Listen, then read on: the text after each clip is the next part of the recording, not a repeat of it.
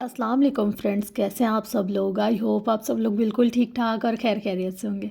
आज हम लोग शुरू करने जा रहे हैं एपिसोड 34 ऑफ नावल बख्त, जिसकी राइटर है मेहनुन्निसा शामिर। तो बग़ैर किसी देर के हम लोग इसको स्टार्ट करते हैं। Ready set go. उमर हयात के बंगले पर धूप छिनकर गिर रही थी। वो दोनों इस वक्त बंगले के पिछले अहाते में थे। यहाँ बंगले के अंदरूनी हिस्से के मुकाबिल चिप्स का सादा फर्श था। यहाँ ज़्यादा सामान नहीं था, बस कोने में कपड़े धोने वाली मशीन रखी थी और बाकी भी इसी तरह के सामान। ये जगह बस कपड़े धोने के लिए इस्तेमाल हुआ करती थी। इस वक्त उमर दोनों हाथ कमर पर रखे बेबसी से फर्श पर लगे कपड़ों के ढेर को देख रहा था। इसके अंदाज में बेचारगी थी। हाले वालों का जोड़ा बनाए घर के सादा जोड़े में मलबूस थी। वो भाग भाग कर सारे काम कर रही थी। शायद कपड़े धोने की आदी थी। उमर मशीन में वॉशिंग पाउडर डाले हो हाले कपड़े अलग करते हुए मसरूफ़ से बोले। उमर ने एक आखिरी कोशिश करनी चाही। हाले, ये जुल्म है, मैं एएसपी हूँ, मैं कपड़े धोऊंगा। वो सख्त बेयकीन था। तुम हर बार भूल के उठाते हो, तुम सस्पेंड हो।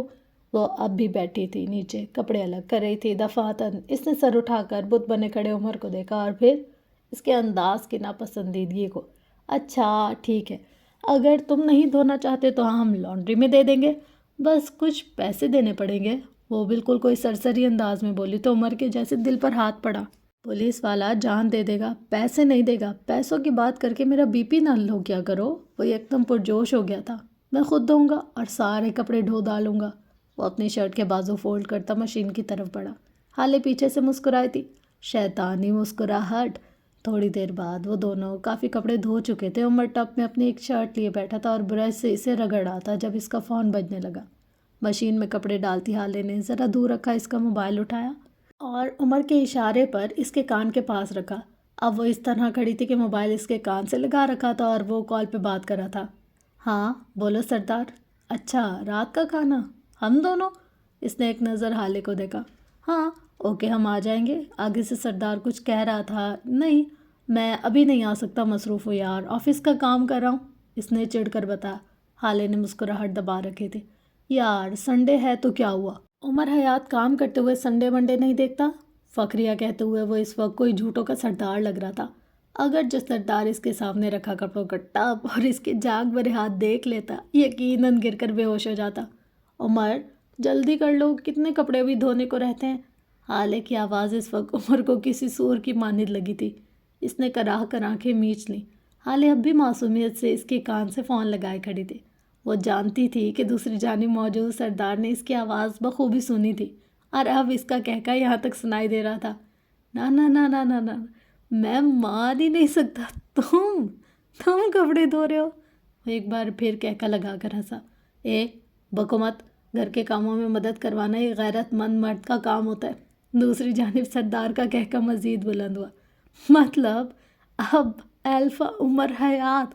ओह मेरे खुदा, उमर तुम कपड़े धो रहे हो। कह दो ये झूठ है। आह, मैं मान ही नहीं सकता। वो पेट पकड़े बुरी तरह हंसते हुए कह रहा था और उमर जब्त किए से सुन रहा था। हाले ने इसके कान से मोबाइल हटाकर अपने कान पर रखा। सरदार जी, मैं हाले बात कर रही हूँ। असल में माजरत, लेकिन फ़ोन रखना होगा, अभी बहुत कपड़े धोने को रहते हैं। उमर ने बाकायदा अपना सर पीटा था। जी भाभी, धुलवाएं इससे, कपड़े बर्तन सब धुलवाएं, ये तो माहिर है इन कामों में। सरदार ने बमुश्किल अपने कहके का गला घोंट रखा था। हाले ने फ़ोन काट दिया। उमर अब के दांत पीसते हुए इसे देख रहा था। हाले ने मासूमियत के सारे रिकॉर्ड तोड़ दिए। इसको ऐसे देखा जैसे कुछ जानती ना हो। अनजान बनने की अदाकारी अच्छी है, लेकिन मैं खुद अवार्ड याफ्ता अदाकार हूँ, वो जब से कह रहा था। क्या ही अच्छा हो कि इस वक्त अदाकारी को छोड़कर तुम कपड़ों पर ध्यान दो। वो जो लाइम कलर वाली बाल्टी है ना, इसने हाथ को लंबा करके इशारा किया, वो कपड़े मशीन में डाल देना, मैं अभी आती हूँ। वो एक शान बेनियाजी से कहते अंदर बढ़ गई। उमर पीछे से बल खाता रह गया। वो इस औरत का क्या करे।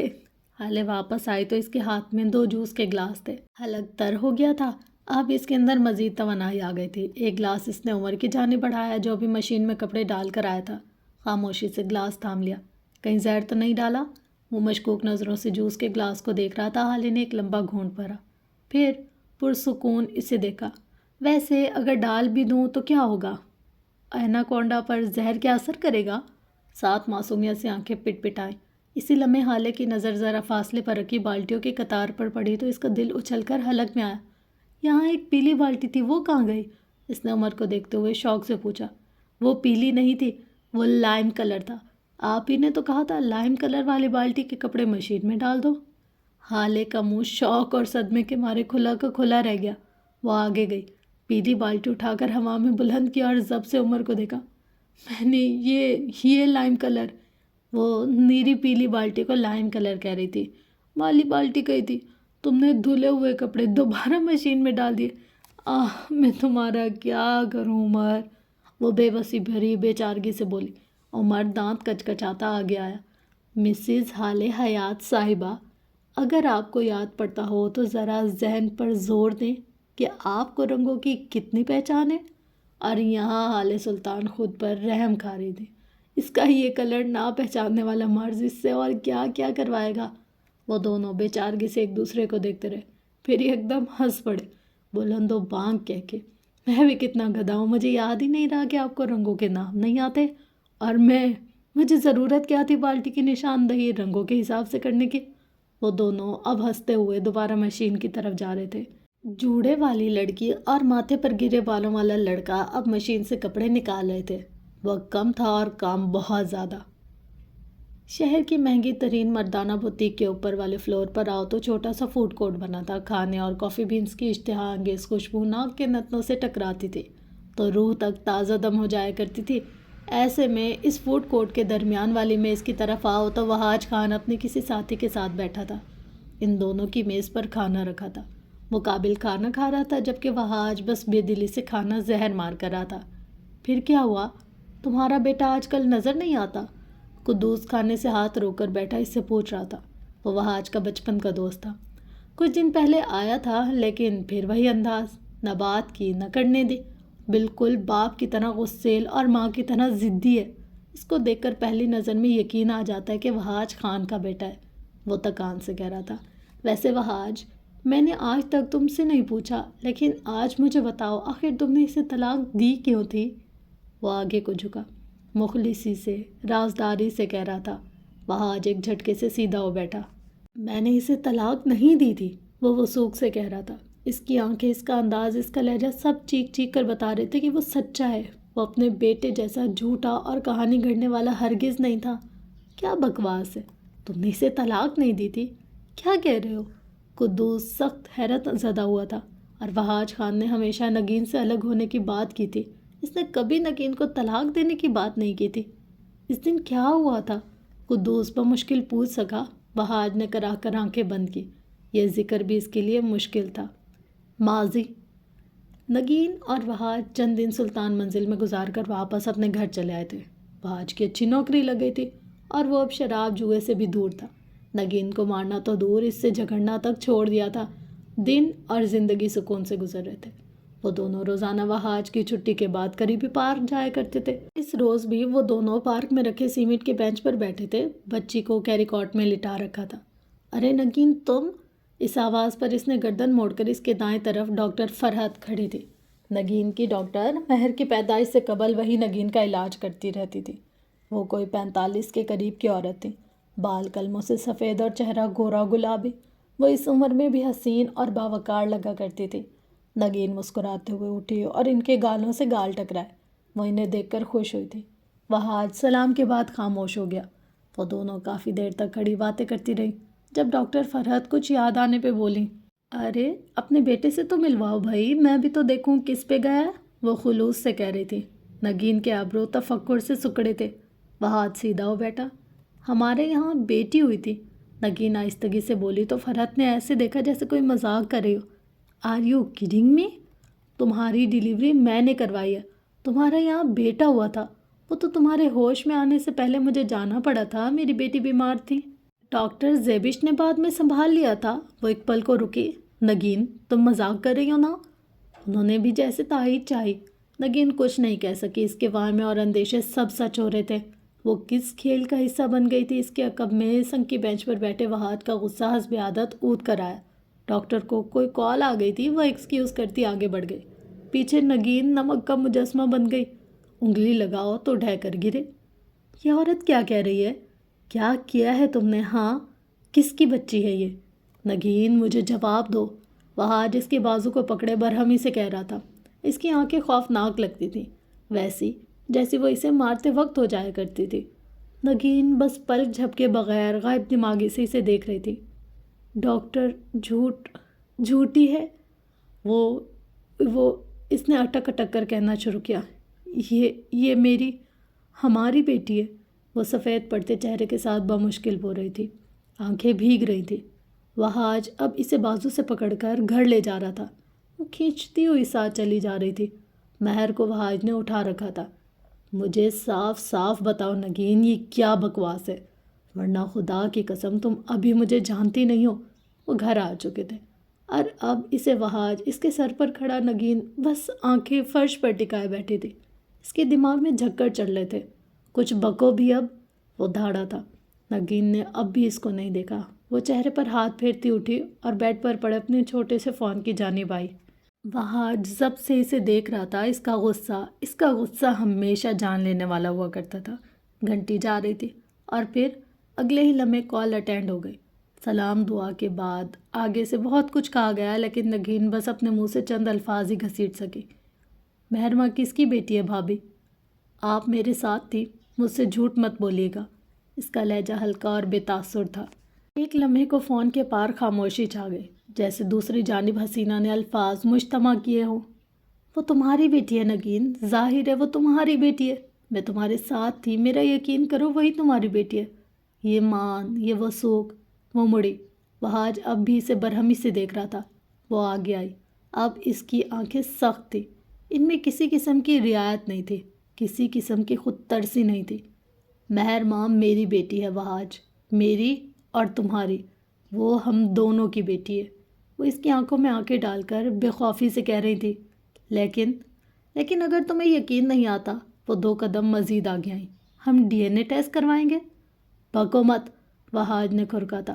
اگر تم ٹیسٹ کروانے کو راضی نہیں ہو تو آج اور ابھی میں اپنی بیٹی کو یہاں سے لے جا رہی ہوں، اور آئندہ تم اپنی بیٹی کی شکل بھی نہیں دیکھ پاؤ گے، یاد رکھنا۔ وہ انگلی اٹھا کر اسے وارن کر رہی تھی۔ نگین بات مت بڑھاؤ، میرا مطلب یہ نہیں تھا، تم بس مجھ پر الزام لگا رہے تھے وہاج خان، تم بس مجھے ذلیل کرنا چاہتے تھے، اور تم نے اب کیا کیا؟ اگر تمہیں لگتا ہے کہ میں اس بے عزتی کے بعد بھی تمہارے ساتھ رہوں گی تو تم غلط ہو۔ میں ابھی اور اسی وقت اپنے ابا کے گھر جا رہی ہوں، اور طلاق کے کاغذات بہت جلد تمہیں مل جائیں گے۔ وہ سرخ آنکھیں لیے فیصلہ کن لہجے میں کہہ رہی تھی۔ ہم ٹیسٹ کروائیں گے، وہاج نے سنجیدہ آواز میں کہا۔ وہ فیصلہ بھی کر چکا تھا، لیکن ٹیسٹ کا رزلٹ جو بھی ہوا اسے ہماری زندگی پر اثر انداز نہیں ہونا چاہیے، اوکے؟ نگین نے جواب نہیں دیا۔ وہ پوری رات ان دونوں کے درمیان کوئی بات نہ ہوئی۔ نگین مار سہ سکتی تھی، لیکن کردار پر داغ نہیں۔ اگلی صبح وہ دونوں ایک دوسرے سے نظر ملائے بغیر ہسپتال آئے تھے۔ یہ نگین کی دوست کا ہسپتال تھا۔ وہاج باہر بینچ پر بیٹھا تھا، سادہ سفید قمیض شلوار میں مربوط، ہلکی داڑھی، وجیہ مرد، آج سخت پریشان تھا۔ ہاتھوں میں مہر کو لیا ہوا تھا۔ یہ بچی اسے کبھی اپنے جیسی نہیں لگی تھی، کبھی نگین جیسی نہیں لگی، لیکن اس کے وہم و گمان میں بھی نہیں تھا کہ یہ بچی اس کی نہیں ہوگی۔ دفتن ایک کہاٹ ہوئی۔ اس نے سر اٹھا کر دیکھا، سامنے نگین تھی، اس کے ساتھ ڈاکٹر بھی۔ وہ کچھ پوچھ نہیں سکا۔ کیا اسے کچھ پوچھنا چاہیے تھا؟ نگین آہستگی سے اس کے ساتھ بیٹھ گئی۔ کیا رزلٹ ہے؟ نگین کی آواز آہستہ تھی، بے حد آہستہ۔ ڈاکٹر نوین نے اپنا گلا تر کیا، نگین کو ایک محتاط نظر سے دیکھا۔ نگین، ہم اندر چل کر جو بھی بات ہے یہیں کرو، وہاج نے کھری کھری کہہ دی۔ نوین نے ایک معذرت خواہ نظر نگین پر ڈالی۔ یہ بچی وہاج کی نہیں ہے۔ الفاظ تھے کہ زہر۔ نگین نے بھی یقینی سے سر اٹھایا۔ وہاج کا چہرہ سرخ ہوا، گردن کی نسیں بھولنے لگی۔ اس کا جی چاہا زمین میں گڑ جائے۔ ہو سکتا ہے بچی بدل گئی ہو، ہسپتال میں ایسا ہوتا رہتا ہے۔ نوین کچھ کہہ رہی تھی، لیکن ان دونوں نے جیسے کان بند کر لیے تھے۔ وہاج تقریباً نگین کو گھسیٹتا ہوا باہر کی جانب لے جانے لگا۔ اسے گھر لا کر وہ اسے اپنے کمرے میں پھینک کر چلا گیا۔ کتنے دن گزرے، کتنی راتیں، نگین کو اندازہ نہیں ہو سکا۔ اور پھر 4 دن بعد اسے کچھ کاغذات موصول ہوئے تھے۔ وہ طلاق کے کاغذات تھے۔ وہاج نہیں آ سکا، لیکن طلاق کے کاغذات آ گئے۔ اس نے چپ چاپ مہر ماں کو ساتھ لیا اور اپنے گھر سے بغیر کچھ لیے وہ نکل آئی۔ یہ وہ دن تھا جب نگین اور وہاج کی کہانی کا انجام لکھا جا چکا تھا، اور جن محبتوں کی شروعات ہی بددعاؤں اور گھر کے بڑوں کو ناراض کرنے سے ہو، اس کے انجام کچھ خاص نہیں ہوا کرتے۔ سلطان منزل میں اس سے 1000 بار طلاق کی وجہ پوچھی گئی، لیکن اس نے منہ نہیں کھولا۔ وہ کسی کو کیا بتا سکتی تھی؟ حال وہاج اپنے سامنے بیٹھے قدوس سے کہہ رہا تھا، میں گھر اس لیے نہیں گیا کیونکہ میرا ایکسیڈنٹ ہو گیا تھا۔ ہاں، میں اس دن غصے میں گھر سے نکلا تھا، لیکن مجھے بس اس بات کا غصہ تھا کہ میرے بچے کو مجھ سے کون جدا کر سکتا ہے۔ نگین کے کردار پر تو مجھے تب بھی شک نہیں تھا، لیکن میں نے اسے یقین بھی تو نہیں دلایا نا۔ اعتبار کے چند بول تعلق بچا لیتے۔ میں یہ نہیں سمجھ سکا، وہ آزودگی سے کہہ رہا تھا۔ اس ایکسیڈنٹ کے بعد میں کوما میں چلا گیا تھا۔ میرا کوما 2 سال کا تھا۔ ان 2 سالوں کے بعد میں نے نگین کو بہت ڈھونڈا اور پھر میں اس کے گھر گیا۔ میں نے کتنی منتیں کی، کتنا یقین دلایا، کتنی قسمیں کھائیں کہ میں نے طلاق نہیں دی، لیکن کسی نے میری کوئی بات نہیں سنی۔ یوسف صاحب نے مجھے 3 بار تھانے بند کروایا، لیکن میں ہر بار آ جاتا اور پھر نگین سے وہی ایک بات کرتا تھا کہ مجھے اس پر اعتبار ہے، لیکن نگین کو ان جھوٹے کاغذات پر یقین تھا، مجھ پہ نہیں۔ سب کو لگتا تھا میں کہانی کا ویلن ہوں، لیکن میں وکٹم تھا۔ میرا خاندان تباہ ہو گیا، میری بیوی، میرا بچہ، میری شادی، میری صحت، میرے پاس تو کچھ بھی نہیں بچا۔ جب تک نگین زندہ تھی میں ہر دفعہ اس کے لیے جاتا تھا، چاہے مجھے ماریں، چاہے تھانے بھجوائیں، میں اس پہ گیو اپ نہیں کرتا تھا۔ اور پھر وہ ایک دن مجھ سے ملی تھی۔ وہاج کے چہرے پر کرب پھیل گیا، آنسو آنکھوں کے کنارے سے بہہ نکلے۔ ہم اسپتال میں ملے تھے۔ وہ حالے کو اپنی بھتیجی کو لے کر آئی تھی، وہ بیمار تھی۔ وہ میری نگین نہیں تھی۔ اس دن میں نے اسے سب سچ بتایا، میں نے اسے ایک چانس مانگا۔ اس نے مجھ سے کہا وہ سچ جانتی ہے، وہ بس میرے ساتھ نہیں رہ سکتی کیونکہ وہ خوف زدہ تھی، گلٹی تھی۔ اس نے ہمارے بچے کی حفاظت نہیں کی، اس لیے وہ مجھ سے نظر نہیں ملا سکتی۔ میں نے اسے تسلی دی، اس کے خدشے دور کیے، اور پھر اس نے مجھ سے کہا کہ وہ بہت جلد مجھ سے رابطہ کرے گی۔ وہ آج سانس لینے کو رکا۔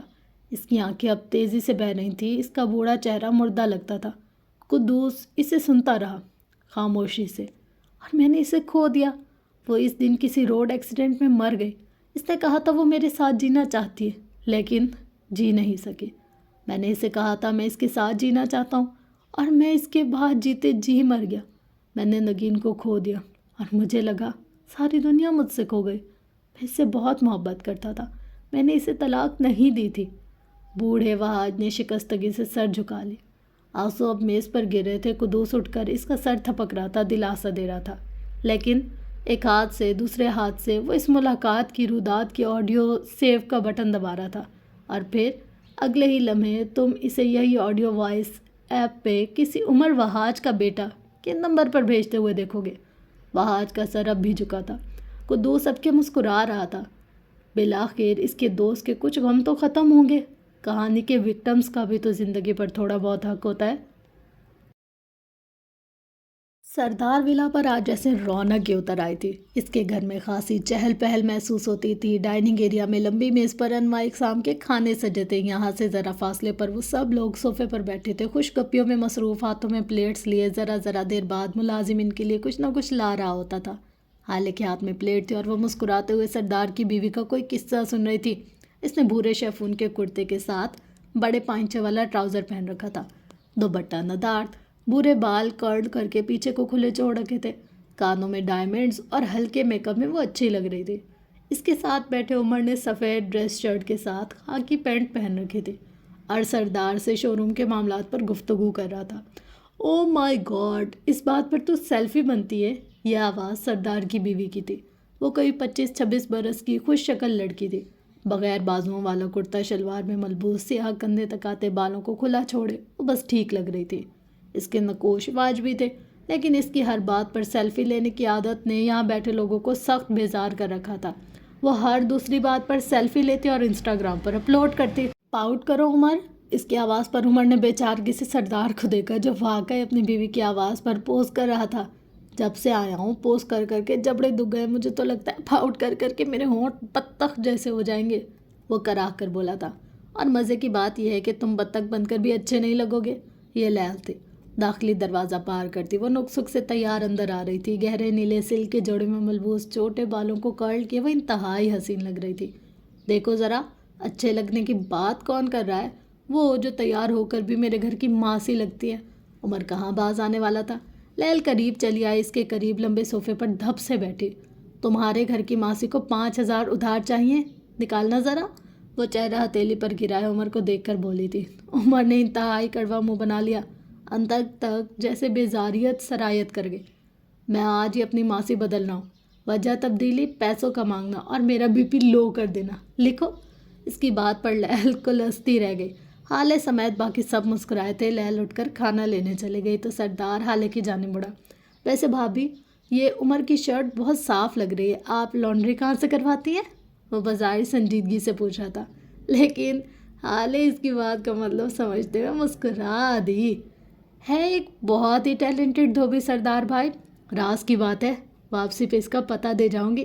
عمر ضبط سے ان دونوں کو دیکھے گیا، دل تو کیا کہ سردار کی گردن مروڑ دے۔ اس بات پر تو سیلفی بنتی ہے، نیلم ایک بار پھر چیک کر بولی تو سردار نے تکان سے اس کو دیکھا۔ البتہ عمر اب کے سیدھا ہو بیٹھا۔ تمہیں پتہ ہے نیلم، میری بیوی کی ایک عادت ہے، اسے اگر کوئی بات بری لگے تو وہ لوگوں کے موبائل توڑ دیتی ہے۔ میرے 3 موبائل توڑ چکی ہے۔ ویسے حالے، آپ کو سیلفی لینا بھی تو پسند نہیں ہے نا؟ آخری بات حالے کو دیکھ کر پوچھی۔ نیلم نے نامحسوس انداز میں موبائل پیچھے کر لیا، چہرے کی مسکراہٹ بدقت قائم رکھی۔ سردار اور حالے اس کی چالاکی پہ ایسے گھور کر رہ گئے۔ لیل کھانا لے کر واپس آئی تو اپنی اسی سابقہ جگہ عمر کے قریب بیٹھ گئی۔ حالے نے ایک نظر ان کو دیکھا، ایک لمحے کو، بس ایک لمحے کو اسے عمر کے قریب اس کا بیٹھنا برا لگا تھا۔ اگلے ہی لمحے اس نے سر جھٹک دیا۔ اسی لمحے عمر کا موبائل بجا تو وہ معذرت کرتا اٹھ گیا۔ ملازمہ کافی کے بھرے ہوئے مگ لے آئی اور پھر کچن میں واپس جاتے ہوئے نیلم کی ہدایت پر ڈائننگ کا دروازہ بند کرتی چلی گئی۔ حالے نے ایک نظر دروازے کو بند ہوتے دیکھا اور پھر اگلے ہی لمحے اس کا چہرہ سفید ہوا تھا۔ اسے گھٹن محسوس ہوئی۔ عمر باہر تھا۔ سردار اب لیل سے کچھ کہہ رہا تھا۔ نیلم اپنے فون میں کچھ دیکھ رہی تھی اور ایک وہی تھی جس کا دل چاہا کہ یہاں سے اٹھ کر بھاگ جائے۔ اس نے اس طرابی کیفیت میں اپنی دائیں ٹانگ ہلانی شروع کر دی، نامحسوس انداز میں اپنے بند گلے پر ہاتھ پھیرا۔ کوئی دوپٹہ نہیں تھا جسے اتارا جاتا، کوئی جگہ نہیں تھی جہاں جایا جاتا۔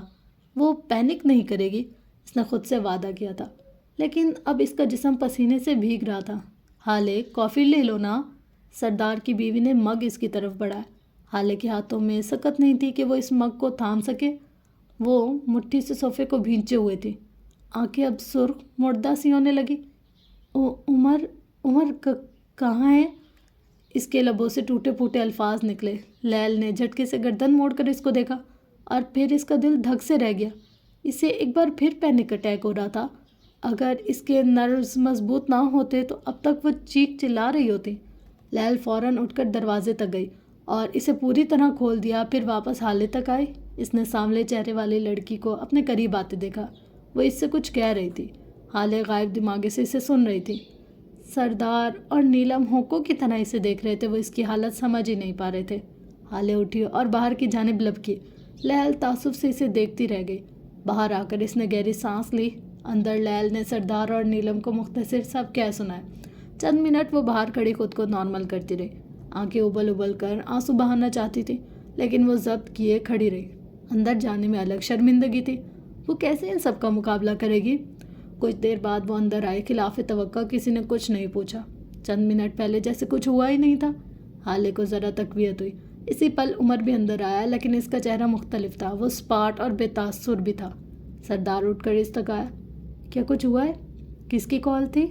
تم پریشان لگ رہے ہو۔ وہ ان دوستوں میں سے تھا جو دوست کم ماں باپ زیادہ بنتے، دوست کا چہرہ دیکھ کر سب پہچان لینے والے۔ کچھ نہیں ہوا، کیا ہونا تھا؟ وہ لاپرواہی سے بولا۔ خیر، اب ہم نکل رہے ہیں، پھر بات ہوگی، اس نے اپنی چیزیں سمیٹتے ہوئے کہا۔ حالے اپنی حالت چھوڑ کر اس کو دیکھے گئی۔ کیا تھا جس نے اسے اتنا ڈسٹرب کر دیا تھا؟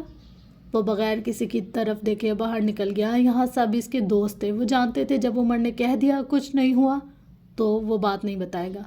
وہ اس رویے کے عادی تھے، سو نارمل ہے۔ حالے اس کے پیچھے گئی۔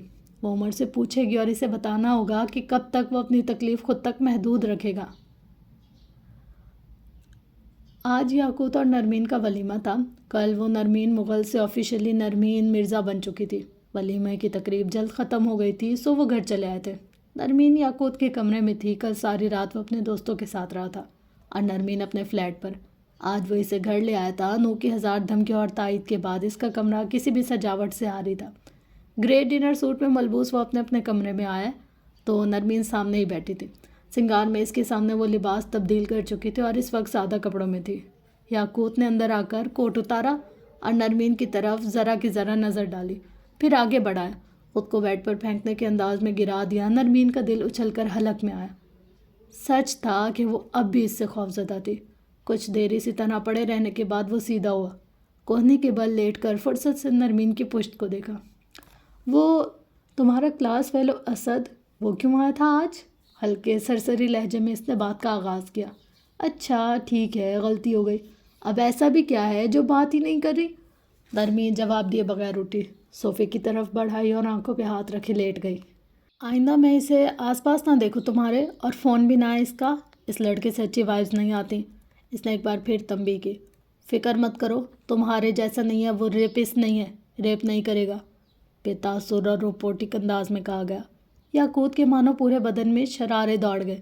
وہ اپنی جگہ سے اٹھا اور ایک ہی جست میں نرمین تک آیا، اس کا بازو پکڑ کر کھینچ کر سیدھا کر کے بٹھایا۔ نرمین کا سانس حلق میں اٹک گیا، وہ بے اختیار پیچھے کوئی۔ اسے یاقوت سے خوف آتا تھا۔ وہ سرخ ہوتی آنکھیں اس کے چہرے پر مرکوز کیے سختی سے اس کا بازو جکڑے ہوئے تھا۔ کیا بکواس کی ہے ہاں؟ وہ برہمی سے بولا۔ شرافت سے پیش آ رہا ہوں، اس کا مطلب یہ نہیں ہے کہ سر چڑھ جاؤ میرے، اپنی اوقات مت بھولو تم۔ نرمین سفید پڑتے چہرے کے ساتھ اسے دیکھے گئی۔ وہ آج پھر سے وہی یاقوت لگا تھا، خوف زدہ کر دینے والا، ڈرانے والا۔ وہ سن ہوئی اس کے سامنے بیٹھی تھی، جسم جیسے ہلنے سے انکاری تھا۔ میں جب کہہ رہا ہوں وہ لڑکا مجھے تمہارے آس پاس نہیں دکھنا چاہیے تو مطلب نہیں چاہیے۔ ایک بات تمہارے دماغ میں کیوں نہیں گھستی؟ اس کا لہجہ بلند نہیں تھا، سخت تھا، بالکل ویسا جیسا اس رات، اس لمحے، اس لمس میں۔ آج بھی حقارت تھی، ذلت تھی۔ آج پہلی اور آخری بار کہہ رہا ہوں، اب بیوی ہو میری، ڈیڈ کے کہنے پر شادی ضرور کی ہے لیکن اب آزاد نہیں کروں گا، اس لیے۔ وہ آگے کو جھکا نرمین کے کان کے پاس۔ اب میری باتوں پر ہاں کہنے کی عادت ڈالو اور جو کچھ بھی ماضی میں ہوا بھول جاؤ۔ ایسا کوئی گناہ ہوا ہی نہیں مجھ سے۔ آخر میں وہ لاپرواہی سے کہتے اٹھا اور اپنے بیڈ کی جانب بڑھایا، لیکن اگلے ہی لمحے نرمین کی دھپ کی آواز پہ اوندھے منہ فرش پر گری پڑی تھی۔ یاقوت کی جان اچھل کر حلق میں آئی۔ وہ بے اختیار پیچھے مڑا اور اب کہ وہ واقعی اس کے پسینے چھوٹ گئے۔ نرمین کے ہاتھ پاؤں مڑ رہے تھے۔ اسے دورہ پڑا تھا۔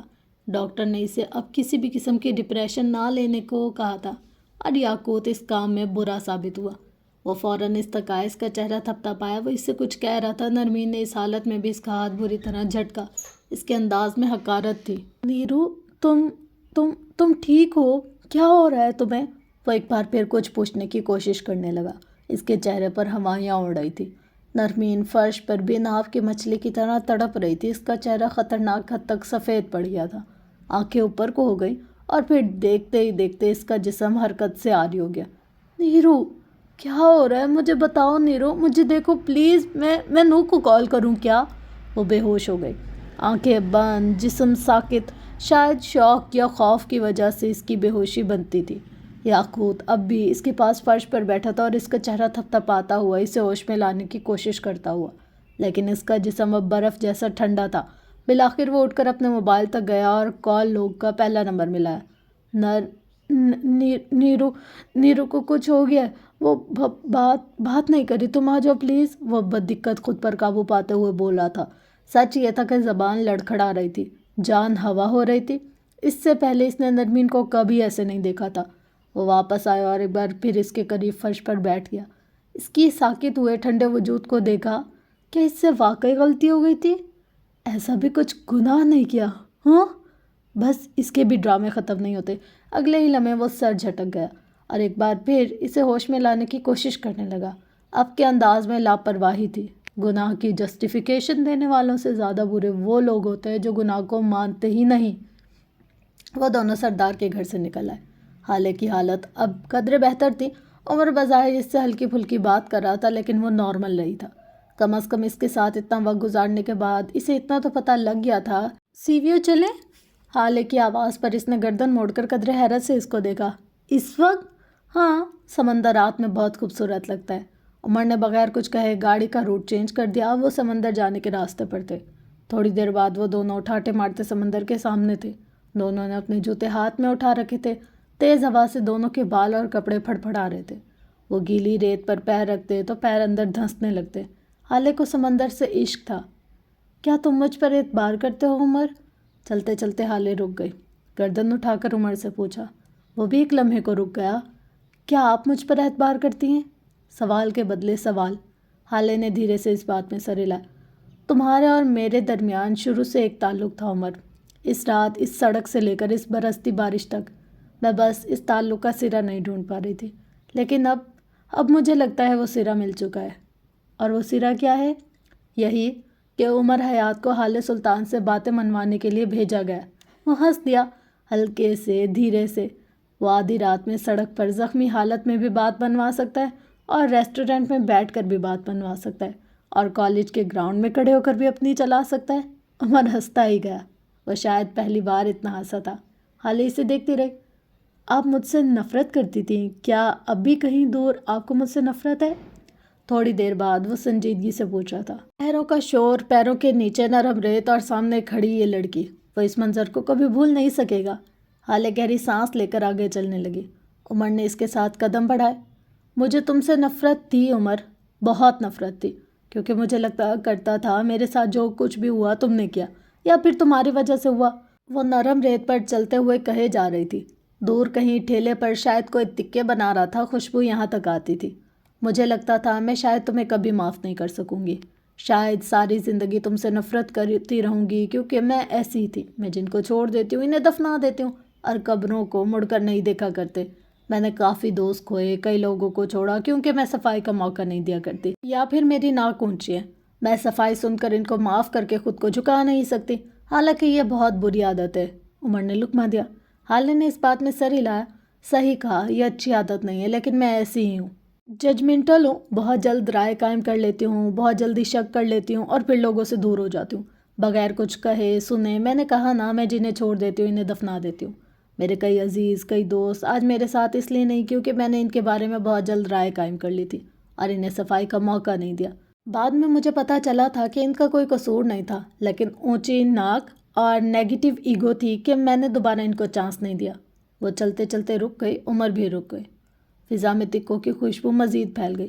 تمہیں صفائی کے موقع ملے عمر، تمہیں میں نے کہنے سننے دیا، تمہیں ثبوت لانے کے موقع ملے، اور تمہاری ہر بات اتنی سچی، اتنی کھری تھی، مجھے سچ ماننا پڑا، اور پھر میں تم سے دور نہیں ہوئی، ہو ہی نہیں سکی۔ جس طرح باقیوں کو چھوڑا اس طرح تمہیں نہیں چھوڑا۔ میں نہیں جانتی کیوں، کیسے، لیکن میرا دل تم سے صاف ہو گیا۔ تمہارے لیے دل میں بغض رکھا ہی نہیں گیا۔ ہاں، میں نے تم سے بہت نفرت کی، لیکن اب میرا دل تم سے صاف ہے۔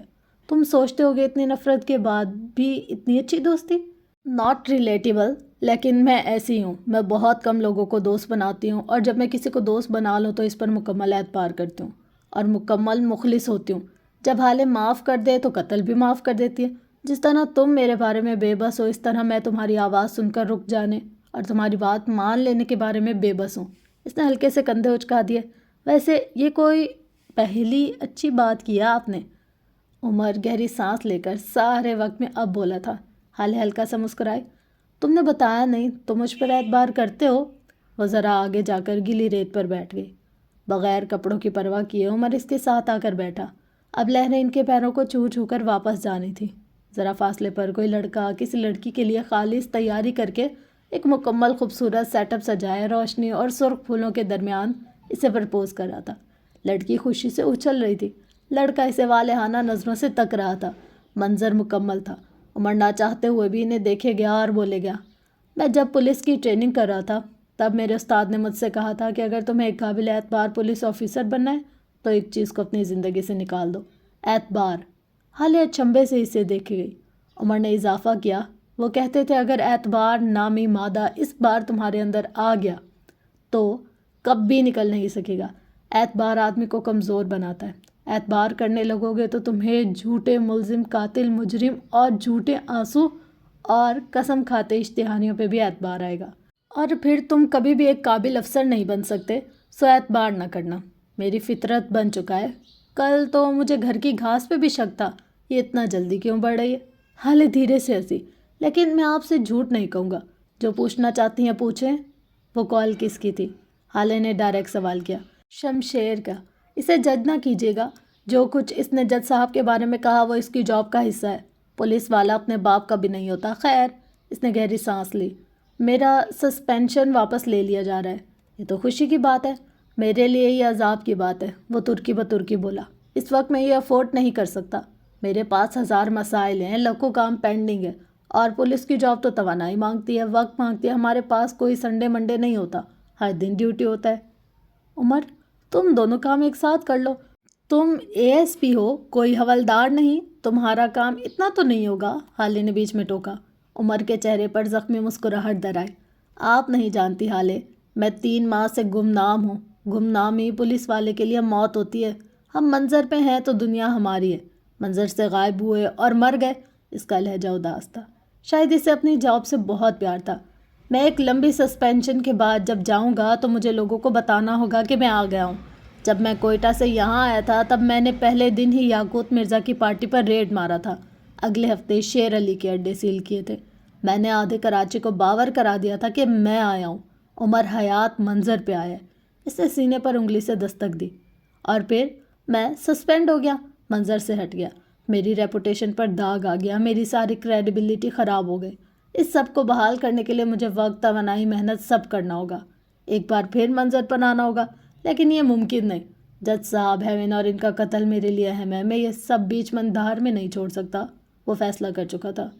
तुम अब क्या करोगे? मुस्ताफ़ी हो जाऊंगा, वो आराम से बोला। लेकिन इसकी आवाज़, इसमें कुछ था, उदास करने वाला, दिल दुखाने वाला। तुम ऐसा कैसे कर सकते हो? तुम्हें ये नहीं करना चाहिए। अपनी साख, अपनी रेपुटेशन बाद में बना लेना, अभी बस ड्यूटी ज्वाइन कर लो तुम। मैंने कहा ना हाले, गुमनामी पुलिस वाले के लिए मौत होती है। पुलिस वाला या तो मंजर पर रहेगा या फिर मरेगा। गुमनामी की कोई गुंजाइश ही नहीं निकलती। वो उठ खड़ा हुआ। जो थोड़ी बहुत रोशनी इसके चेहरे पर पड़ रही थी वह अब नीचे रेत पर पड़ रही थी। वह अंधेरे में था, गुमनाम सा। और हाले को आज पहली बार गुमनामी वाकई मौत लगी। शहर के बहुत बड़े रेस्टोरेंट में एक लंबी मेज के गिर्द इस वक्त फरवा अपने कुछ दोस्तों के साथ बैठी थी।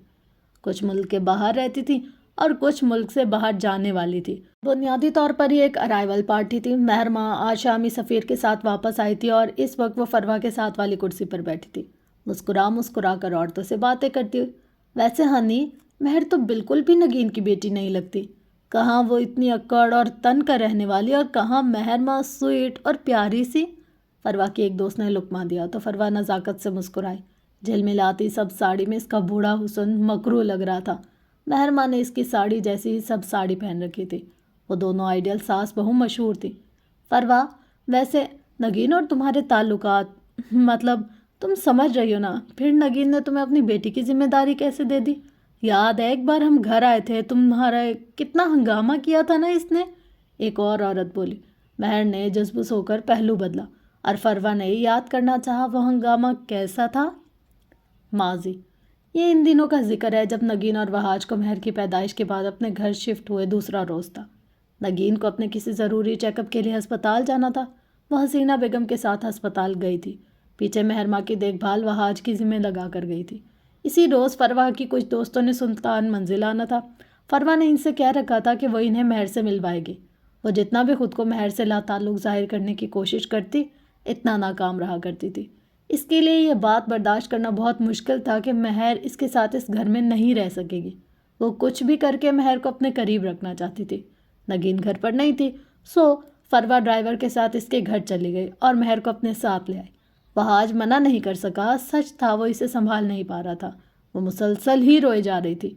वो घर आई तो इसकी दोस्तें आ चुकी थी। खाने के दौर चले जा रहे थे। गीबतें हुई। महरमा कभी एक तो कभी दूसरी औरत के हाथ में होती और फरवा नखरे से इसे देखती रहती। इसी इस्ना में धाड़ से लाउंज का दरवाज़ा खुला और नगीन अंदर आई। इसके चेहरे पर सख्त गुस्सा था। अपनी बेटी को एक औरत के हाथ से छीनने के अंदाज में झपटा। फरवा हक दक से इसे देखे गई। मेरी बेटी को अपने घर लाने की जुर्रत कैसे हुई तुम्हारी? वो गुर्राई थी। जानती भी हो इसकी तबीयत कितनी ख़राब है, और तुम, वो 2 कदम आगे आई। तुम्हारी तरबियत कितनी ख़राब है? तमाचा था जो फरवा के मुंह पर लगा। इसे एक हुजूम के दरमियान ऐसी जिल्लत सहनी होगी, इसने तस्वुर भी नहीं किया था। मेरी बेटी को अपने साए से भी दूर रखो। फरवा, तुम जैसी गोल्ड डिगर नहीं बनना है इसे। वो इसे हकारत से कहती बाहर निकल गई। वो नगीन थी, वो सेल, जजमेंटल और बातें दिल में रखने वाली। बाहर जाकर वो अपनी ही बातों पर पछताने वाली थी, लेकिन تیر کمان سے نکل چکا تھا۔ مہر کو اس گھر اور اپنے قریب رکھنے کے ارادے مزید پختہ ہو چکے تھے، اور پھر اس نے وہی کیا۔ اس روز اس ڈاکٹر کو نگین اور وہاج کے پاس بھیجنے والی وہی تھی۔ سارا منصوبہ مختلف تھا۔ وہ وہاج کو نگین اور اپنے بھائی کی کچھ تصاویر بھیج کر شک میں مبتلا کرنا چاہتی تھی، لیکن پھر اس کا الٹ ہوا۔ نگین خود ہی غصے اور ضد کے چکر میں وہاج اور مہر کا ڈی این اے کروانے چلی گئی۔ اگر وہ اپنا اور بچے کا ڈی این اے کروا لیتی تب بھی شاید اس کی شادی کسی طرح بچ سکتی تھی، لیکن جب تک انسان کچھ سمجھ پاتا ہے غصہ اس کا بہت سارا نقصان کروا چکا ہوتا ہے۔ وہاج نگین کو گھر چھوڑ کر خود باہر چلا آیا تھا۔ وہ صرف اس بات سے غصہ تھا کہ نگین ان کے بچے کی حفاظت نہیں کر سکی۔ اس کے کردار کے بارے میں تو وہ قرآن بھی اٹھا سکتا تھا۔ ان دونوں کے نصیب میں شاید یہی لکھا تھا۔ وہاج کا ایکسیڈنٹ پلانٹ تھا، لیکن وہ جلد ہوش میں آ جاتا۔ فروا نے ڈاکٹرز کی مدد سے اسے کچھ ایسا انجیکٹ کروایا کہ وہ کوما میں چلا گیا، اور پھر اپنی ہی جانب سے طلاق کے جھوٹے کاغذات اسے بھیج دیے۔ وہ خود سے کہتی رہی کہ وہ یہ سب مہر کے لیے کرے، لیکن حقیقت یہ تھی کہ اپنی اور شمس کی برباد ہوتی شادی اور نگین کی پھلتی پھولتی شادی اس کے لیے عذاب بن چکی تھی۔ نگین طلاق کے کاغذات لیے گھر چلی آئی۔ یہ وہ دن تھا جب اس نے مہر ماں کو فروا کی گود میں پھینکنے کے انداز میں ڈالا تھا۔ یہ بچی ایک دن تمہارا اپنا گلا گھونٹے گی، یاد رکھنا۔ بس ایک سطر، بس یہی ایک سطر کہی تھی اس نے اور چلی گئی۔ اس دن کے بعد سے آج کے موجودہ دن تک فروا نے ہر طرح سے مہر ماں کو اپنے ساتھ رکھتے ہوئے بھی اپنا رنگ نہیں چڑھنے دیا۔ وہ اس کی سینیٹی برقرار رکھنا چاہتی تھی۔ دوسروں کی زندگی میں زہر کھول کر اسے اپنے لیے بھی کبھی تریاق نہیں مل سکے۔ موجودہ دن فروا تمکنت سے کرسی پر براجمان تھی۔ ساتھ والی کرسی پر مہر اور سامنے کھڑا فوٹوگرافر تھا۔ وہ دونوں انسٹاگرام کی آئیڈیل ساس بہو تھی۔ مہر مسکرا رہی تھی، عورتیں حسرت سے ان دونوں کو دیکھ رہی تھیں۔ ایک پرفیکٹ خوشحال فیملی، انہیں بھی ایسی ہی بہو چاہیے تھی۔ اگلے دن عمر حیات واپس آفس چلا آیا۔ سفیر واپس آ چکا تھا۔ ایک ڈیل تھی جو اس کی وجہ سے ڈیلے ہو رہی تھی، اور سخت نفرت تھی اسے پیسوں کے معاملے میں کسی رکاوٹ کے پیش آنے کی۔ وہ اپنے آفس سے نکل کر آیا۔ سفیر کے آفس کا دروازہ دھکیل کر اندر آیا۔ وہ جو کسی فائل کو دیکھ رہا تھا اسے دیکھ کر چونکا، اور اگلے ہی لمحے غصے سے اٹھا۔ اس کی رنگت میں سرخیاں گھلنے لگی تھی۔ عمر کو دیکھ کر اس کا پارا چڑھ گیا۔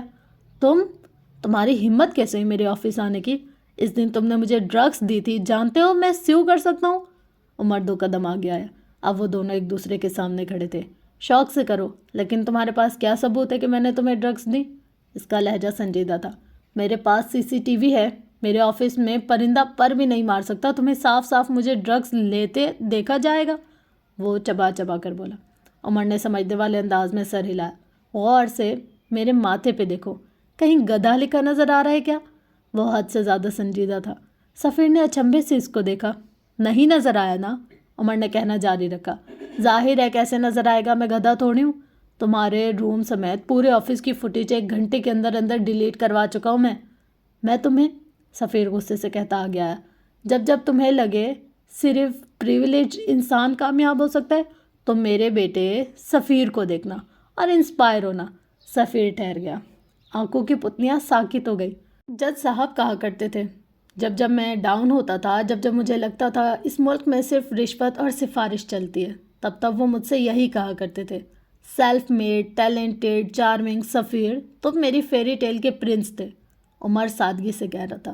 سفیر کو اپنی ٹانگوں پر کھڑے رہنا مشکل لگا۔ آنکھیں گلابی پڑنے لگی، گردن جھک گئی۔ میں تم سے انسپائر ہوتا تھا، تم سے سیکھتا تھا۔ جس طرح اعتماد سے تم اسٹیج پر کھڑے ہو کر باتیں کرتے تھے، میں تمہارے بولنے سے موٹیویٹ ہوتا تھا۔ تم الگ تھے، تب تم بہت الگ تھے۔ آج کا سفیر سلطان ویسا نہیں ہے۔ کیا بڑے پاپا واقعی ایسا کہتے تھے؟ وہ ہلکی شکستہ آواز میں پوچھ رہا تھا۔ وہ واقعی ایسا کہتے تھے۔ ہیون کے ہر بچے بڑے سب یہی کہتے تھے کہ سفیر ان کا بیٹا ہے، فاتح ہے۔ میں فاتح نہیں ہوں، وہ رنجیدگی سے بولا۔ تم فاتح ہو، عمر نے زور دیا۔ سفیر نے گردن اٹھا کر اس کو دیکھا۔ تم بس گر گئے ہو اور اٹھ نہیں پا رہے۔ اصل فاتح وہ نہیں ہوتا جو کبھی گرتا نہیں ہے، فاتح وہ ہوتا ہے جو گر کر اٹھنا جانتا ہے، جیسے میں اٹھا تھا۔ سفیر حیرت سے اسے تک رہا تھا۔ اس کی بھونی آنکھیں بے چین تھی۔ میں نے بادشاہی دیکھی تھی، محل کا سب سے امیر بچہ تھا میں، لیکن پھر کچھ ہوا کہ مجھے اپنا گھر چھوڑنا پڑا، اپنی آسائشات چھوڑنی پڑی۔ میں بھی تمہارے جیسے ذہین تھا، لیکن میں CSS کے پرچے میں فیل ہوا تھا۔ میں بھی گرا تھا سفیر، لیکن میں اٹھا، کیونکہ میں اصل فاتح تھا، کیونکہ میں ناقابل تسخیر تھا۔ ٹوٹی شادی، پیپر میں ناکامی، دل کا ٹوٹنا، یہ سب آپ کی زندگی میں آتے ہیں، آپ کو گرا دیتے ہیں، لیکن آپ میں اتنے گٹس ہونے چاہیے کہ آپ اٹھنا جانتے ہوں۔ تم میرے لیے اتنے فکر مند کیوں ہو؟ کیا یہ کوئی نئی چال ہے؟ وہ استہزائیہ کہہ رہا تھا۔ عمر نے ایک لاپرواہ نظر اس پر ڈالی۔ مجھے تمہیں گرانے کے لیے ان اونچے ہتھ کنڈوں کی ضرورت نہیں ہے، نہ میں تمہارے لیے فکر مند ہوں۔ تم مجھے آج بھی اتنے ہی ناپسند ہو جتنے پہلے دن، لیکن تم میرے جج صاحب کے فیوریٹ تھے، اور ان کے فیوریٹ لوگوں کو گراتے ہوئے یا گرتے ہوئے دیکھنا مجھے اچھا نہیں لگتا۔ تم ڈرگز کو اس طرح کھینچ کر خود سے نہیں نکال سکتے۔ خود پر کام کرو، خود کو وقت دو، اپنا علاج کرواؤ۔ وہ 2 قدم آ گیا اور اپنی کہانی کے ولن کو ڈھونڈو۔ تم ڈرگز نہیں لیتے تھے، کوئی تمہیں ڈرگز دے رہا ہے، اسے ڈھونڈو، اس کی گردن دبوچو۔ وہ بول کر مڑ گیا۔ سفیر حیرتوں میں گہرائی سے دیکھے گیا۔ وہ دروازے پر پہنچ کر مڑا، سفیر کو دیکھا اور کہنا شروع کیا، اپنی شادی کو چانس دو سفیر۔ اگر تمہیں لگتا ہے تم کل جا کر فلاں فلاں فلاں انسان کے ساتھ خوش رہو گے تو یہ تمہاری غلط فہمی ہے۔ اگر کوئی انسان اپنی موجودہ حالت میں خوش نہیں تو وہ ساری زندگی خوش نہیں ہو سکتا۔ سفیر نے طنزیہ سر جھٹکا۔ اگر ایسا ہوتا تو مزدور اپنی مزدوری میں خوش رہتا، آگے جانے کے خواب نہ دیکھتا۔ اسٹوڈنٹ اپنی موجودہ اسٹرگلنگ حالت میں خوش رہتا، آگے جا کر اعلیٰ عہدہ حاصل کرنے کی خواہش نہ کرتا۔ میری خوشی جس کے ساتھ ہے تم جانتے ہو۔ عمر نے دروازے سے ٹیک لگا کر بوٹوں کی کینچی بنا لی۔ چند ثانیے اس کو دیکھا۔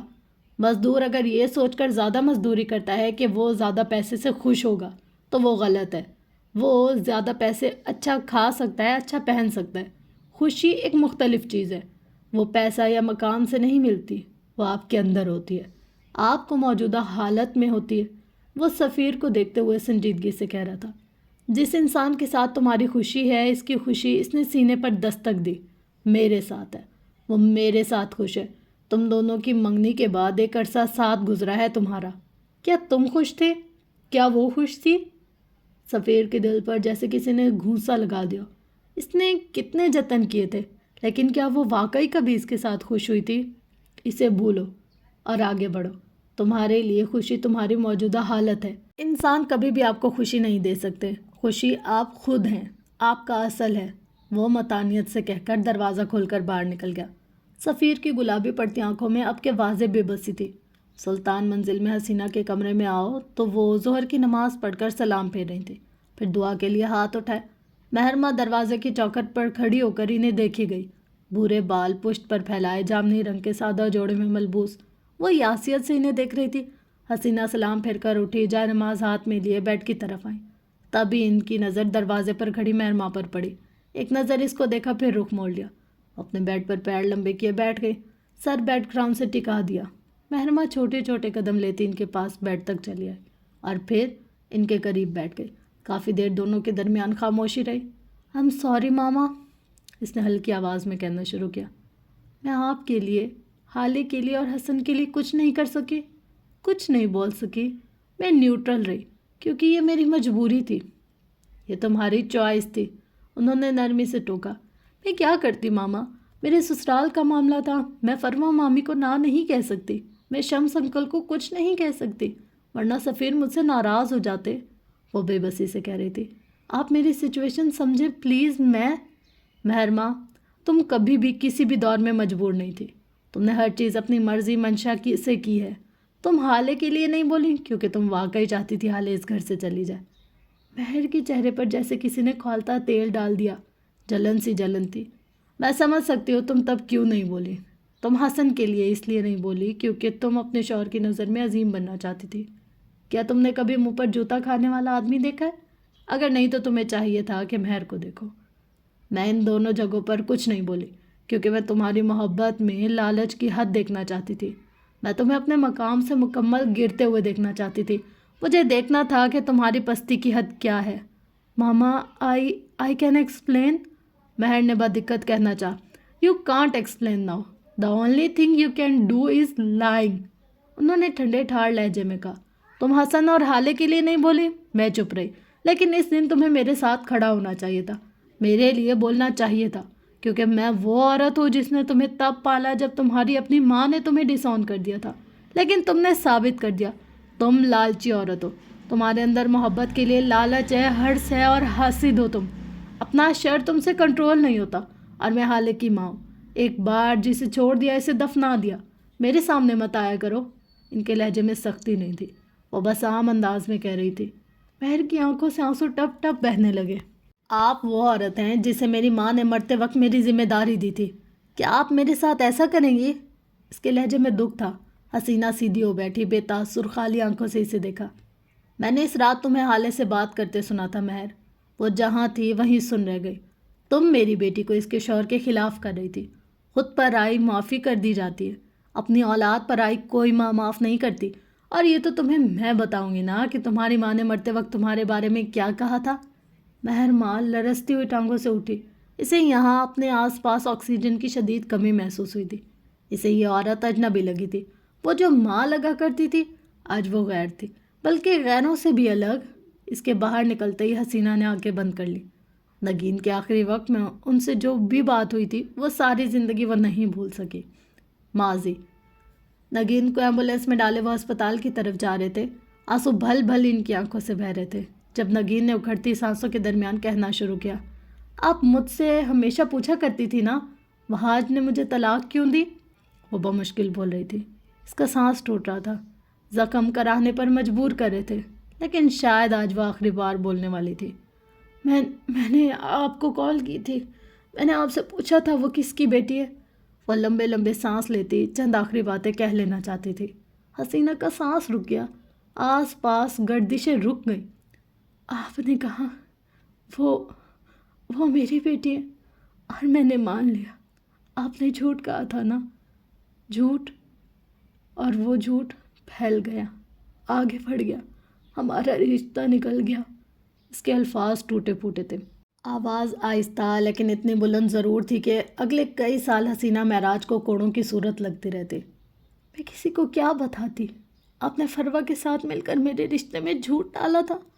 میں اگر بتا دیتی تو ابا اسی دن آپ کو طلاق دلوا دیتے۔ میں نے خاموشی چن لی اور آپ کو بچا لیا۔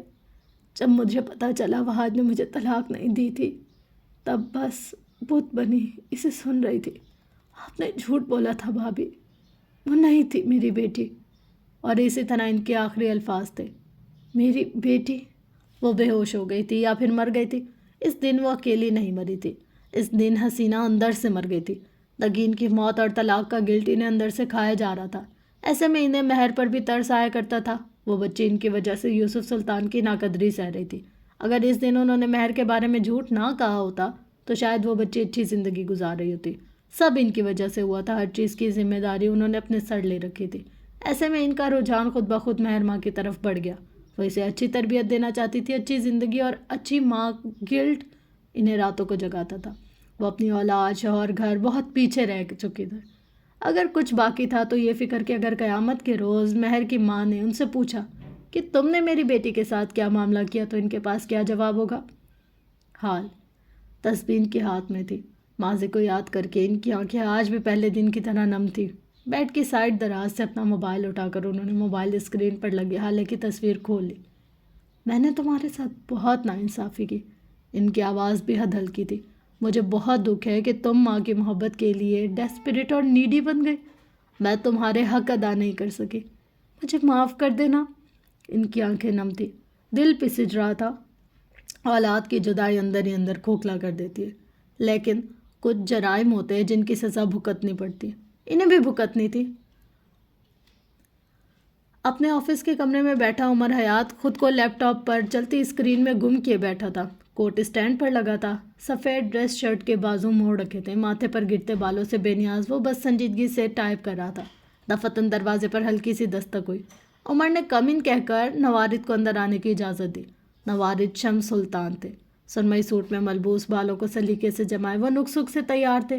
وہ آئے، عمر کے سامنے والی کرسی کھینچ کر بیٹھے اور پھر دلچسپی سے اسے کام کرتے ہوئے دیکھے گئے۔ تم جانتے ہو تمہارے آنے سے مجھے کتنے فائدے ہوئے ہیں؟ جب سے آئے ہو ایک بار بھی کوئی کپ ٹوٹنے جتنا نقصان بھی نہیں ہوا۔ میں جانتا ہوں میں خوش بخت ہوں، مجھے کاروبار میں گھاٹے نہیں ہوتے۔ اماں کہتی ہیں میں جس کام میں ہاتھ ڈالوں اللہ اس میں برکت دیتا ہے۔ وہ بے نیازی سے سر جھکائے ٹائپ کرتے ہوئے بولا۔ شمس دھیرے سے ہنسا۔ تم کتنے سیلف آبسیسڈ ہو نا۔ ہاں ہوں، مجھ پہ یہ سوٹ بھی کرتا ہے۔ اب اگر اکرام سلطان ہولڈنگ کا آفس بوائے सेल्फ ऑब्सेस्ड होने लगे। सोचे कैसा लगेगा। शम्स सबके ज़ोर से हंसे थे। वो बातें अच्छी कर लेता था। मैं हेवन बेच रहा हूँ। अब की उम्र के टाइप करते हाथ सुस्त हुए थे। मुझे लगता है वो बच्चे अब इस गलीज और गंदे माहौल में नहीं रह सकते। इन्हें निकाल कर कहीं और शिफ्ट कर दूंगा। वो बज़ाहिर फिक्रमंदी से कह रहे थे, लेकिन उमर जानता था हकीकत क्या है। किसे बेचेंगे? फ़हीम मिर्ज़ा। इसकी ब्रिटिश पाकिस्तान रेस्टोरेंट चेन है। उमर ने गहरी सांस ली। मैं आपका मुलाजिम नहीं, पार्टनर हूँ। सो बी ऑनेस्ट, मुझे फ़र्क नहीं पड़ता आप हेवन बेचें या फिर रख लें। मैं आपको अच्छा मशवरा देना चाहता हूँ, अगर आप चाहें। शम्स आगे को हुए, संजीदगी से इसे देखा, आंखों से ही आगे जारी रखने का इशारा किया। मिर्ज़ा आपको कितना दे रहा है? कोई 15% अपने प्रोजेक्ट में, बस यही ना? शम्स ने इस बात में सर हिलाया। और वो आपसे मार्केट प्राइस पर ज़मीन खरीदेगा। आपको क्या फ़ायदा हुआ? इसके प्रोजेक्ट में सारी उम्र के लिए मेरा हिस्सा रहेगा। और गलत, इस प्रोजेक्ट में तब तक आपका हिस्सा रहेगा जब तक वो प्रोजेक्ट फ़हीम मिर्ज़ा का है। क्या आपको नहीं लगता मिर्ज़ा आपको डॉश दे रहा है? वो अगले ही हफ्ते इस प्रोजेक्ट को डबल कीमत पर किसी गोरे को बेच देगा, और वो ऐसा कर सकता है। अब के बाद कुछ कुछ शम्स को भी समझ आ रही थी। वो प्रोजेक्ट बेच देगा और आपके हाथ क्या आएगा? अठन्नी भी नहीं। जब आपके पास सोना देने वाली मुर्गी है तो इसे दाने के लिए किसी और घर क्यों भेजना? दूसरी बात, फ़हीम ने आपकी भतीजी को अगवा किया था। क्या आप में इतनी भी गैरत नहीं है कि आप इसे ही हेवन बेच दें? वो आपके और मेरे घर की औरत की इज्जत पर हाथ डाल चुका है। क्या हम इतने गिरे पड़े हैं कि इसी के हाथ मिलाएं? लेकिन मैं ऐन वक्त पर अब इसे मना नहीं कर सकता, ये नामुमकिन है। शम्स अब के परेशान सा होकर पीछे को बैठा। उमर की आंखें चमक उठीं, पुरस्रार शैतानी चमक। कौन कहता है मना कर दें? गेम मत बदलें, खेलने के असूल बदलें। कैसे? शम्स को ताज्जुब हुआ। 3 माह तक हेवन का ख्याल भी जहन में ना लाए। इसके बाद ये करें कि एक नीलामी रख लें। वहाँ बड़े बड़े इन्वेस्टर्स, बड़े बड़े कारोबारी लोग लाना मेरा काम है। असल में वहाँ सब प्यादे होंगे। मैं आपके लिए तुर्ब का पत्ता लाऊंगा। मेरा आवाज़ फरीद। शम्स बेयकीनी से पीछे को हुआ। वो मुल्क का सबसे अमीर आदमी है। मैं इसे लाऊंगा। वो सबसे ऊंची बोली लगाएगा और हम रेट बढ़ाते जाएंगे। 10 मिर्ज़ा मिल भी जाए ना तो मेरे साहब का मुकाबला नहीं कर सकते। वो बोल नहीं रहा था, सहर फूंक रहा था, लालच का जाल बिछा रहा था। और लालची आदमी ज़्यादा के लालच में आ जाया करते हैं। शम्स की आंखें चमक रही थी। फिर यकदम इनकी चमक मशकूक हुई। तुम मेरे लिए इतना सब क्यों करोगे? अब ये मत कहना कि तुम मेरे पार्टनर हो, ब्ला ब्ला ब्ला। इसने कौफ से हाथ झलाया। उमर मुस्कुरा के आगे को हुआ। गाल के गड़े भी साजिश में शामिल हुए। मैं आपको कोई फरिश्ता लगता हूँ? वो पूछ रहा था, चेहरे पर शैतानियत तारी किए। मैंने पहले ही दिन कहा था मैं फैमिली पर्सन हूँ और अपनी फैमिली के लिए कुछ भी कर सकता हूँ। तो बात यह है कि मेरी बीवी को हेवन चाहिए। शम्स का सांस सीने में अटक गया। बेख्तियार ऑक्सीजन की कमी सी महसूस हुई। जाहिर है मैं 10 दफ़ा पैदा होकर आ जाऊँ तब भी मैं आपके और इस सिस्टम के मुकाबले में नहीं आ सकता। या तो मार दिया जाऊँगा या कुचल दिया जाऊँगा। इसलिए वो बाजू मेज़ पर रखे आगे को झुका। मैं अपनी बीवी को एक ख्वाब दिखाऊंगा, हेवन को ख़रीदने का ख्वाब। जब नीलामी होगी और वो वहाँ अपने चंद लाख के कार्ड्स बुलंद करेगी तब इसे समझ में आ जाएगी और वो वापस मेरी तरफ आ जाएगी। अपनी फैमिली को बचाने का एक यही तरीका है मेरे पास। अब आप आगे देख लीजिए। शम्स सोचती नज़रों से इसे देखे गए। और अगर मैं ये सब करने से मना कर दूँ तो? उमर ने कंधे उचकाए। तो कोई बात नहीं, हम कोर्ट जाएंगे, स्यू करेंगे, पेशियाँ होंगी, फैसला अटक जाएगा और तब तक आप हेवन बेच भी नहीं सकेंगे। और यहाँ भी मैं अपना फ़ायदा देख रहा हूँ। अगर कोर्ट कचहरी शुरू हो गई तो पैसा पानी की तरह बहेगा। आपकी तो खैर है, मैं फैमिली बचाने के चक्कर में सड़क पर आ जाऊँगा, इसलिए बीच का रास्ता अपना लेते हैं। आपका भी फ़ायदा और मेरा भी। तुम जानते हो ना मीरवाज किन कामों के लिए मशहूर है? उमर ने इस बात में सर हिलाया। पैसा, ताकत और गैर कानूनी काम। तुम चौथी चीज़ भूल रहे हो। शम्स ने याद दहानी करवानी चाहिए। वो चौथा काम तब करता है जब इसके साथ किया वादा तोड़ा जाए। हम दोनों में से ऐसा कौन करेगा? शम्स मुस्कुराया और कोट के बटन बंद करता हुआ उठ खड़ा हुआ। उफ़। तो फ्रेंड्स, ये थी आज की एपिसोड। तो बताइएगा आप लोग को ये एपिसोड कैसी लगी। यार इसकी ना बातें मुझे बहुत अच्छी लग रही हैं। एक तरह से मोटिवेशनल भी है और एक तरह से ये राइटर जो है ना, ये अम्मा का कैरेक्टर भी अदा कर रही है। मतलब मुझे लग रहा है कि ये जो बातें कर रही हैं ना, ये बिल्कुल सही कर रही हैं। हमारी लाइफ से रिलेटेड, हमारे जो 2 लोगों का रिलेशनशिप होता है ना, उससे रिलेटेड। क्योंकि जब भी कभी 2 लोगों के दरमियान कोई तीसरा बंदा आता है, वो हमेशा 2 लोगों के रिलेशनशिप को डिस्ट्रॉय ही करता है। کبھی میں نے نہیں سنا کہ 2 لوگوں کے درمیان میں تیسرا آیا ہو تو کچھ اچھا بناؤ. بہرحال یہ تھی ایپیسوڈ آج کی. ہوپ سو کہ آپ کو اچھی لگی ہوگی. انشاءاللہ ملتے ہیں نیکسٹ ایپیسوڈ میں. تب تک کے لیے اپنا گرد و نواح عیال کا بہت زیادہ خیال رکھیے گا اور مجھے اپنی دعا میں بہت زیادہ یاد رکھیے گا. Love you all. اللہ حافظ.